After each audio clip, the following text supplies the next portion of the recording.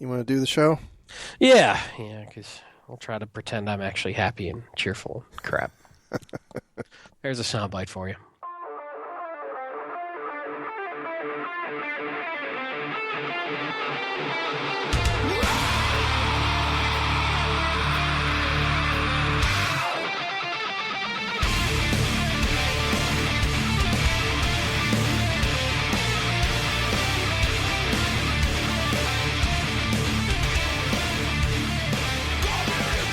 So, you ready to go? All right, here we go. Today is Sunday, February 28th, 2016, and this is episode 151 of the Defensive Security Podcast. My name is Jerry Bell, and joining me today, as always, is Mr. Andrew Callett. Hey, Jerry, happy Sunday. Happy Sunday to you, too. We're finally back on our normal recording schedule. At least for 1 week. Yeah. We've been busy. That's right. So just before we get in further, the thoughts and opinions we express on the show are ours and do not represent those of our employer. Past, present, or future. That's right. So we have a couple of good stories tonight to talk about. Hopefully some good discussion. The first one comes from databreachtoday.com, and the title is Anthem Breach, Lessons 1 year later. Hard to believe it has been an entire year. Actually, I think it happened at the beginning of February 2015 since the Anthem Breach happened. Indeed. And this is kind of a retrospective lessons learned type article, which had some good thoughts and if nothing else, some good fodder for discussion. So one of the points they bring up in the article is that the apparent method of attack was the theft of credentials of 5 IT workers at Anthem. And they kind of go into, in this article, they go into a couple of different themes. So, for instance, they point out that we really need to improve our ability to resist phishing attacks, which is the apparent method that these 5 people lost their credentials. And I have to say, there's a bit of a cognitive dissonance for me in this article because on the one hand, they say, one of the people they interview here says, we have to get really aggressive at training our people to resist phishing attacks because even one phishing email can, effectively sink our boat. And all I can think of is if you've come to the conclusion that a single successful phishing email can sink your boat. As we've talked about kind of endlessly in the show, education's not the thing you want to rely on. Right. That indicates a lack of technical controls. Right. Yeah, and a business process that's resistant to it. This is, it goes back to a very similar concept to breach, instead of breach prevention, breach containment in my mind. Same thing with phishing. It's going to happen. It's probably going to be successful. How do you minimize the damage? Right. As best you can. And it comes down to designing your business process and infrastructure with the concept of this attack methodology in place. So, one thing that's interesting that came to mind for me about this first step was, I don't know if you saw some of the preview stuff on PCI DSS 3.2 that's going to get released soon, but one of them is requiring IT admins and administrative folks to have two-factor authentication into anything that's processing cardholder data. That makes good sense. So, occasionally like a stopped clock, PCI can be right twice a day. This is some of those things that, okay, fine. So if I'm worried about credentials being captured by the bad guys, then wouldn't two-factor authentication be a methodology to stop that? Yeah, to a certain extent? Absolutely. And they do actually talk about that further in the article. Absolutely. So we have hashed over and over and over again the concept of training, simulations, user awareness training, how effective it is when it comes to phishing. I don't know if we want to necessarily retread that. I think there's a lot of money spent on both user awareness and phishing simulations. Depending on who you believe, phishing simulations are more effective, but nothing is 100% foolproof. Nothing. And as an arms race, I think phishing is going to continue to be one of our primary avenues of attack because it's effective right now, and it's going to keep being effective. Right. Yeah. And, so a couple of things, and I don't want to fully re-engage in the discussion. I think there is. I'm certainly not advocating that we should not train people, and I do think that the phishing simulations are effective. However, if you talk to any company who runs these phishing simulations, and a number of them have done presentations at conferences, they will tell you that the success rate of people of a phishing campaign depends on factors such as time of day and day of week. Now, that should tell us something very interesting, right? That the average person is more or less likely to fall for a phish at given different circumstances.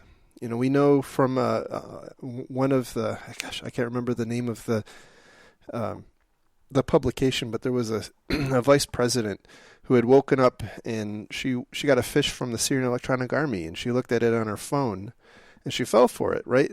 So if she were at her desk, and I would assume that maybe she would have not fallen for it if she were, fully caffeinated and had eaten and, was more awake. And I think that's, one of the downsides to relying on training and less on some kind of a control is that, people are not, we're not hardwired to be effective all the time. And we have to recognize that. Yeah, especially when people are under stress. Right, which most of us are, and more Yeah. every day.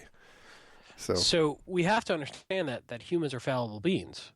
And so this is why no matter how effective your training is, no matter how effective your simulation is, the entire point of phishing is to attack that weakness, to attack that psychological and emotional weakness. And in general, it's going to keep working because we have that weakness and cannot get rid of it. And the bad guys have unlimited attempts to figure out how to reference that weakness. We've got a new version of it going on right now where you've got folks emailing various folks in HR pretending to be the CEO and asking for all the W-2s and tax information about employees. And it's working. Yep. Because why? It's tax season. That's right.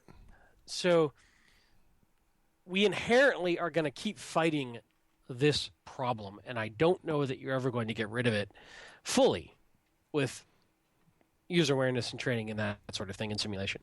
So this falls back to, as best you can, technical controls, and as best you can, assuming you will have a breach of this layer of this problem, and how do you minimize and contain it? Right.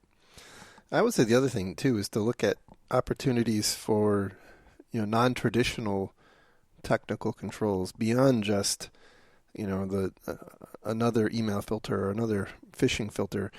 Look at things like maybe only allowing whitelisted websites, so that you can't get to. In the case of Anthem, we believe, given some of the reporting, that part of the attack was based on people getting phishing emails where the domain in one of the email links was WE11POINT, which was Wellpoint, which is the new name or the former name of Anthem. And so, if you don't let your employees get to, visit websites that aren't explicitly on a whitelist, they can't get to that. So, right. But all those are a trade-off. Absolutely. Right. So I guess we'll move on to the next control. One of them, this is I think basic, but worth mentioning again, using a different antivirus on your endpoints than you do up in your network and on your email gateways, so that you improve the likelihood of one of them catching it. The only takeaway I'll have around that is make sure you have enough adequate staff to become experts in both of those systems and run them both adequately. I would rather take one vendor run well than two vendors run poorly. Yeah, fair point. Fair point. Their next recommendation was to monitor privileged user activity, and they specifically mentioned, things like sequential database reads should be an indicator that something's going on, because we know in this particular case it was a big database that they pulled the data out of. The only thing I challenge about that is this seems like to be a bit of a signal in the noise problem, which is, in retrospect, it's really easy to identify a technical control that would have spotted the activity. But forward looking, would you have come up with that control? Well, that's a good... How do you baseline normal behavior? That's a good point. And they do mention the concept of user behavior analytics, right, which, I think has that same problem. But one thing I was thinking of is when especially if you are sitting on a mountain of PHI or some other data that is, basically a giant liability sitting on a hard drive somewhere, you really should take a step back, and maybe you can't do this yourself and you need to bring in some other people to help you. But to think about, if someone were to break in, what would it look like? What kinds of things would you see? And this is where maybe a simulated attack from a third-party red team may come in handy. Yeah, absolutely. And I know a lot of organizations have their own red teams, but I do love the concept of going to a high-end external red team, giving them very, very few limitations, and really tapping into their creativity on attack simulation. Not just a pen test, but full attack simulation, and see what they come up with. Yep. They do also mention two-factor authentication for your privileged users, and detective controls like SIMs. That's pretty fundamental. And one thing they do mention too is, if you can't afford things like a SIM or two-factor authentication, you should use managed services. And it reminds me, I think it was a Saturday Night Live skit where it was a parody of one of the TV financial planners, and she was trying to give, I can't remember which advisor it was giving advice to this homeless person. And she was basically saying, well, you should pull some money out of your 401k, and like, I don't have a 401k, and you should take some money out of your emergency checking account. Well, I don't have that, and I think the problem is that there are a lot of organizations who can't afford this stuff, even from a managed security provider or managed service provider. So I don't know what to do for them. And by the way, that is not a panacea. Here's the problem, especially with a SIM. And this is something I've seen over and over and over and over again. Running a SIM well is more than just having it, all the data feed in and looking at a console. You have to really tune that well to get a lot of value out of it. You have to understand what the hell you're looking at and what is normal for your environment. Right. And outsourcing SIM management is a plus and a minus. I'll put it that way. Well, you almost always have to have a layer in your organization to sit on top of that outsourced function, because they don't know who to contact for a particular device. So usually they're just letting you know, we saw something happen on this device, and then you have to go figure out, well, what was it, whose is it, and so on. So they also mention in here the which I thought was pretty interesting take, is that HIPAA has a minimum necessary access requirement, and they brought up a good point that assuming that these 5 user IDs were all that was stolen, those 5 IDs had access to 80 million records. And how do you reconcile? Do we know if there was any interim steps? Well, we don't know. I mean, that's that's the great unknown. all we know is that there were allegedly five IT worker credentials stolen, and those credentials were used to access the 80 million records. And the question that I raise in the article is, well, how do you reconcile that with the whole minimum necessary requirement? And they bring up the point, well, maybe it was a network administrator, or I mean, they don't say it in here, but my thought was it was probably like a database administrator. Well, maybe they had domain admin rights, and the database was running on MS SQL. Yeah, obviously. I mean, to really do that right takes a lot of extra work. And to really separate that authority and those controls and those permission levels, it's a lot easier just to throw admin rights at people and not separate it. When you think about how you're going to run your database and have it completely isolated from your domain admin, if you're running on MS SQL, you can do it, but it takes a lot more discipline. Yeah, but I think the challenge is you're not meeting the requirement. I mean, it's a sensible requirement, but how can you claim to meet the requirement if you haven't implemented that kind of control? My auditor didn't find it. I guess I'm okay. Well, clearly, until you get breached, and then it's a problem, right? They also mentioned in here, well, one of the couple things. One was you really should consider whether you need all 80 million records, as an example. Maybe you don't, and if you don't have it, it can't be stolen. And then also, they point out the need to have a response plan. And I thought this was an interesting point that I hadn't really considered in the past. HIPAA has a requirement for notification of affected parties in a breach of 60 days. So Anthem had 60 days from the time they recognized they had a breach. And in the article, they point out that after 2 weeks, the attorneys general of a bunch of states were really getting cranky. And so even though you may have, under the law, 60 days, you're probably not going to have that much time in practice. And so, their point is you should have a plan on that short circuits as much of that as possible. Certainly. So, and that's something we talk about a lot. You should have a plan ready to go for some sort of breach scenario or whatnot. The one most likely to happen that's most impactful to your organization before it happens anyway. Yeah. Well, I think if you're a insurance provider sitting on a bunch of PHI, the thing to plan for is pretty obvious there, right? So, here's the other thing that I think about in these circumstances. The problem I often see when you're sitting on a bunch of PHI or whatever is that as people start doing their job, they might need access to that PHI information, and bits and pieces start getting pulled out of the central databases and stored elsewhere.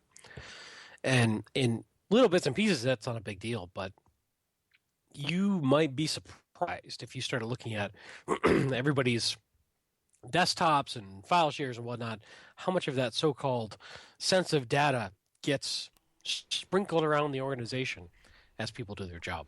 Yeah, it's something to watch out for. If you were to combine all the spreadsheets scattered around, you might have all of the data that sits in your database. Right. That's a good point. Very good point. All right, so moving on. Our next story comes from DW.com, and the title is Hackers Hold German Hospital Data Hostage. And yes, this is a different story, right? So actually, there's reference to two different hospitals in Germany that got affected by ransomware. I thought it was pretty interesting that this hospital, Lucas Hospital in Germany, they have 100 servers and 900 devices. That's a really weird ratio to me, but anyway. But they're all crypto-locked apparently. So I don't think there's any mention of how much money the attackers are holding them for ransom for, but apparently the hospital is trying to find a way to not have to pay. So there was another hospital mentioned in here, which apparently they caught it pretty early and shut down some of their computer systems before it had propagated to more than one file server. They were able to restore that from a backup, and off they go. We talked the last couple times. This is just a growing problem, and I've been thinking about, what are the ways that you tackle this, because it is becoming a real big problem, and obviously backups are, it's hard, you can't overstate the importance of backups, and versioned backups, by the way, not just backups. But I think there's a kind of a growing body of recommendations on preventing this stuff from getting into your systems in the first place, and so I just wanted to talk about some of those. There was earlier, I think it was earlier this week, some information about disabling the execution of unsigned macros in Microsoft Office, which seemed like a really good idea. I don't know how often people need to create and run their own macros, but it seems like a prudent thing. I was also thinking that we should probably get a lot more aggressive at blocking file attachment types in email. And I know this is but the executives heretical. Have to use it. No, in all seriousness, it makes perfect sense to us until an executive needs to send something and can't. I'm with you. So what are you gonna? You have to offer some other mechanism. Yeah, I don't know. I don't have a good answer for that. This comes back to a trade-off, right? And keep in mind that ransomware could come in from 1,000 different vectors. Yeah, but email, a lot of it's coming in via email. And my next recommendation was to only allow access to websites via whitelist, which is also heretical in today's day and age of allowing people to go check the sports scores and whatever else. And then obviously application whitelisting. And given some of the things that have been happening with the hospital in California, and then apparently this one here, and then the discussion with SecureWorks a couple of weeks ago, I really think that we've got to do a much better job of protecting, for a Microsoft shop, right? Protecting the domain controllers and the domain administrators, and doing things like you can't log in with administrative credentials on a system that has the ability to check email, you browse the web, that sort of stuff. Dedicated, whether it's a virtual system up in a VMware type thing or whatever, but you need to really isolate that stuff, because all it takes is someone to be able to load a GPO into your domain controller, and it's off to the races, and now you're in the news. Yeah, but we know you hate domain controllers. Well, I bet Mandiant's revenue is directly proportional to the penetration of Active Directory. So, but it can be a force for good as well. Well, it is, and that's why it's so popular, right? I mean, it's from a pure IT perspective, and even from a security perspective, there's a lot of benefits to being able to remove or lock an account, and single point provisioning, and all sorts of things. But I think that historically we just have not really understood the downside, and we don't manage the downside until you have to call Mandiant, and then you understand the downside. That's true. So moving on to our next story, which comes from Krebs on Security. I thought this one was absolutely hilarious because of all the shirts that say Krebs is my IDS. And here was a case that Krebs was an IDS. And the title is Breached Credit Union Comes Out of Its Shell. So yeah, Krebs called up this Coastal Central Credit Union in Eureka, California, and told them that they had been owned. Their website had a remote access, or actually a web shell, I guess it's called, and which was publicly accessible. It had WordPress? No, it had Joomla. Oh my. I was close. Carry on. Yeah. So anyway, it had a web shell which apparently was pretty easy to access, and so Krebs called him up and said, "Hey, you got a web shell?" And they basically hung up on him. He called back a little bit later, or actually he checked the next day, still there. Called him up again, and the IT person he was talking to gave him the runaround. Even though he said, I'm Brian Krebs, I'm your IDS. Of course you are. Yeah, prove it, buddy. Well, Brian even tried to get him to apparently go to the website, the subdomain or subdirectory on the website. That's not a phishing scam. Trying to rickroll him. Go to your own website. And eventually, I guess some. But seriously, think about it for a minute. Think about the fake support scams. And how similar this may sound to those. See, this is actually a backfiring of our skeptical training of how do you authenticate this is real? Absolutely. And so here's the point that the whole reason I wanted to bring this up is that, and I've had this, and I think many of us in the IT field have had this same experience where we've notified an organization of some kind of a security problem and we never hear anything back and it never gets fixed. And it's hard for me to reconcile in my mind how on the one hand we bitch and moan about how hard, how difficult security can be, and at the same time someone's coming to tell you that you have a problem and you're not heeding it. And so I think this probably deserves some thought. How do you? And I do think it makes sense to be skeptical. I'm not saying that. I'm not knocking that. But if someone calls you up and says you have a problem on your website, you may want to give it some. Give it a look. Fair enough.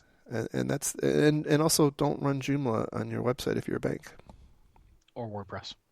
Yeah. Well, coming from the guy who runs WordPress on his website. Yep. All right. So our last story. And if Brian Krebs calls you, believe him. Yeah. Especially if he keeps calling. If he keeps calling and emailing, yeah. And what was funny? In one of I think it was the second person he talked to. Brian basically said, I really like someone who is authorized to talk to the media because I'm going to write this up. And the guy says, well, I hope you do write it up. Click. Yeah. And here it is. So yeah. What was also funny is later when he finally got through a VP called him back and apologized for the runaround. Said everybody in his department were regular readers of his blog of Krebs on Security. Quote, I was hoping I'd never get a call from you, but I guess I can cross that one off my list. That's right. Craziness. And I think, I'm trying to see, it was, as of last night, their website was still down. I'm checking again. Oh, it's back up. This brings up an interesting point. Let's say you're a fairly large organization and some third party like Brian Krebs wanted to contact your organization and explain this. Depending on what you do for a living, especially if your company is not an IT company, they're likely to get some sort of random customer service person who probably has no training or knowledge whatsoever of IT stuff. They have training and knowledge around whatever it is the company does. Let's say you sell vacuums. Right. So how exactly is that going to go down for you when somebody calls in and says, "Hey, your website is compromised in XYZ way," and the vacuum repair salesperson on the phone is going to go, whatever, dude. You want to buy a vacuum?" It's a good point. We hear anecdotes about that all the time. People trying to call in and report a problem. I think a couple of things. One is you ought to have the standard abuse at and security at email addresses go to somebody who makes sense. You should have minimally a process that accommodates people calling and reporting problems in some way, because you know that people are going to phish you through it, right? I mean, it's just they're going to send you malware, they're going to try to phish you, but you're also going to get probably get legitimate things. And when you do get a legitimate complaint, it's probably important that you pay attention to it. And so, you ought to think about how you do that. It's not I don't think this is an overbearing process, but to your point, if you have a call center, if someone says, "Hey, I'm calling to, I'm calling about a problem on your website," there should be something in their flip book that says how to handle that. Right. So agreed. Anyway, it's an interesting thing. It may be something worth testing with your own organization. Yeah, absolutely. See what happens. Yeah, both ways, right? I mean, both from an attack perspective and from an actual reporting perspective. So, all right, moving on to our last story for tonight. This one comes from ICS CERT, which is part of the U.S. CERT group. It's the Industrial Control CERT. And they released this past week their, quote, final report on the attack against the Ukrainian power system that happened back in December. And at the time, and really up until very recently, there was lots of reports about the Black Energy malware being used, and Black Energy was being delivered to the to these power companies via infected Word docs or Microsoft Office documents. And one of the important findings in this is that there's really no clear indication that Black Energy had, while it was actually there, there's no clear indication that Black Energy was actually leveraged. So, or if it was, how it was leveraged. Some of the details here are pretty interesting. How there were apparently multiple different facilities, like central facilities and substations from multiple different power companies, were all affected at the same time, or roughly within the same time. They say within 30 minutes. So it seems like it was a pretty well coordinated attack, and the attackers apparently used what they kind of describe as less sophisticated tools, right? So they clearly had stolen a bunch of credentials. So they were logging in through VPNs. They had set some of the computer systems which were attached to UPSs. They connected to the UPSs and scheduled the UPSs to power off, which was nice. They loaded corrupted firmware onto some of the the serial to Ethernet converters, which a lot of the industrial systems need to talk serial to. And so it goes. And apparently within a half hour, the attackers had connected remotely to a number of different facilities and tripped breakers. And as they said, up until even now, these organizations haven't really recovered. They're still running in a manual override type mode. And apparently a lot of the computer systems that were involved in this, the attackers used the kill disk malware to overwrite, which I assume is why they're still down.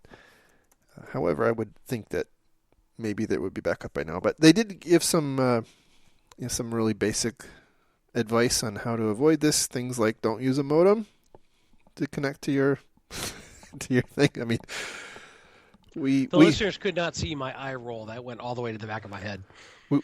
We learned that one in War Games, didn't we? I mean, seriously, that one's been around for a while. They make a reference to using application whitelisting, and they point out that in industrial control settings, application whitelisting is probably a really easy deployment because they That's don't. a perfect application. Yeah, they don't change much. It's really a kind of a single purpose type thing, and so that should be pretty simple for AWL, and then also to make sure you have a more robust authentication scheme for remote access connections. Now, wasn't there some sort of back and forth on this one? Originally, when the original story came out, I remember it sort of saying, "Hey, hackers took down this power grid," and then there was a denial. Like, no, that wasn't hackers. That was something else. Right. Now we're back to saying, yep, it was hackers. So that's kind of interesting to me that there was that sort of back and forth on the PR aspect of this. Well, I think you're right, but there was a nuance. And the nuance was that the initial reporting was that malware took down the power grid. And then the rebuttal was, no, malware didn't take down the power grid. And in fact, malware kind of took down the power grid. It enabled. I think the point is it enabled manual intervention. So this was not, if according to this reporting and other reports I've read, this was not the result of an automated attack. Like there were actual people with hands on keyboards doing stuff over the course of this attack. So. And I think that was a lot of the consternation was that the original discussion was, oh, it's just malware. They got infected with a virus that kind of like the Natanz Iranian facility. I think that was the initial way it was envisioned, and that's not what happened here. The other thing I thought that was interesting is at the end of the article points out the attackers also flooded Power Authority's call centers with phone calls to confuse customer service representatives and to prevent real customers from getting through. Yeah. That's kind of interesting. Yeah, and it was I don't know how many customers they have in the Ukraine, but there were only 225,000 customers impacted, and I know here in Atlanta a good thunderstorm can do more than that. So, I don't know if that obviously the Ukraine's a lot smaller than the U.S., but I don't know, is that 10%, 50%, 90%? I'm not really sure of how many customers there are there. So, not a good sense of scale, I suppose, is what I'm saying. Indeed. So that is the show. Indeed. I appreciate everyone's time. Thank you, Mr. Callett. No, thank you, and we'll try to do these more on Sunday when we're not as tired and wiped out. And although today I'm just tired and cranky, but you know what? I manned up and I showed up anyway because we do it for you guys. That's right. And showing up is half the battle. And the other half? Knowing. Mm-hmm. Excellent. We finally figured it out. Anyway. But thanks everybody for listening. As always, love you guys. You're the best. Absolutely. Thank you. And thank you to the people who have donated to our Patreon campaign. Always appreciate that. It certainly helps. I'm going to have to start rehosting the show pretty soon because we have more than a few downloads now. And, maybe I can get my mom to back off on the number of downloads she does. But, anyway. I'm not even going to say the your mom joke that came to mind. Good. You can find the links to the stores we talked about tonight on our website at www.defensivesecurity.org. You can follow the show on Twitter at DefensiveSec. You can follow Mr. Callett on Twitter at Lurg and me on Twitter at MaliciousLink. And with that, we will talk again next week. Have a great week, everybody. Have a safe. Take care. Bye.